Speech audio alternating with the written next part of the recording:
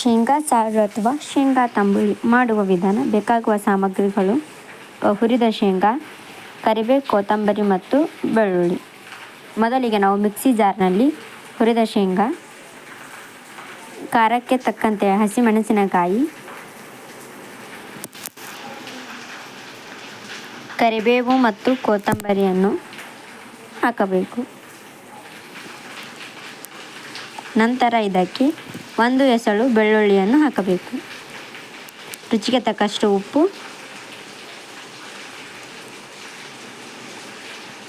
ಜೀರಿಗೆ ಮತ್ತು ಹುಣಸೆ ಹಣ್ಣನ್ನು ಹಾಕಬೇಕು.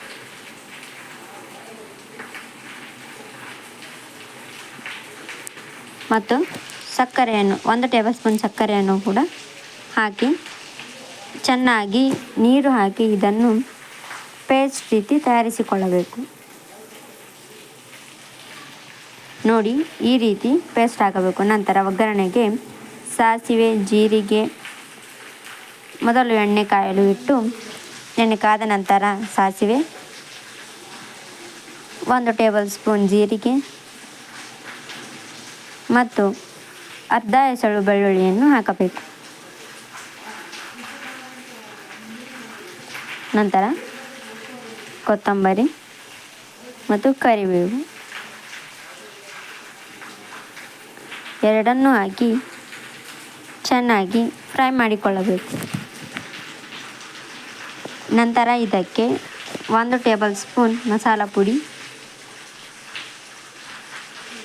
1 ಟೇಬಲ್ ಸ್ಪೂನ್ ಅರಿಶಿಣ ಇವೆಲ್ಲವನ್ನು ಚೆನ್ನಾಗಿ ಕೈಯಾಡಿಸಿಕೊಳ್ಳಬೇಕು.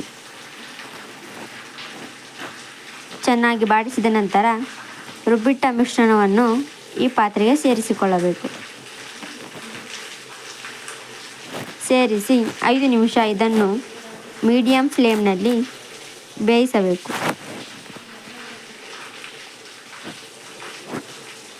ನಂತರ ಇದು ಈ ಹದಕ್ಕೆ ಬಂದಾಗ ನೀವು ಇದಕ್ಕೆ ಜಾರಿನಲ್ಲಿ ನೀರನ್ನು ಸೇರಿಸಿ ಪುನಃ ಪಾತ್ರೆಗೆ ಸೇರಿಸಿಕೊಳ್ಳಬೇಕು.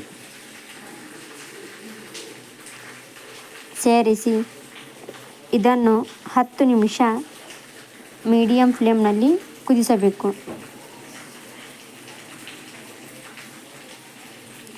10 ನಿಮಿಷವಾದ ನಂತರ ಇದು ಈ ರೀತಿ ಆಗಿರುತ್ತದೆ. ಈ ಥರ ಕುದಿ ಬಂದರೆ ನಮ್ಮ ಶೇಂಗಾ ಸಾರು ಅಥವಾ ಶೇಂಗಾ ತಂಬುಳಿ ತಿನ್ನಲು ರೆಡಿಯಾಗಿರುತ್ತದೆ. ಮುದ್ದೆ ಮತ್ತು ರೊಟ್ಟಿಗೆ ಉತ್ತಮ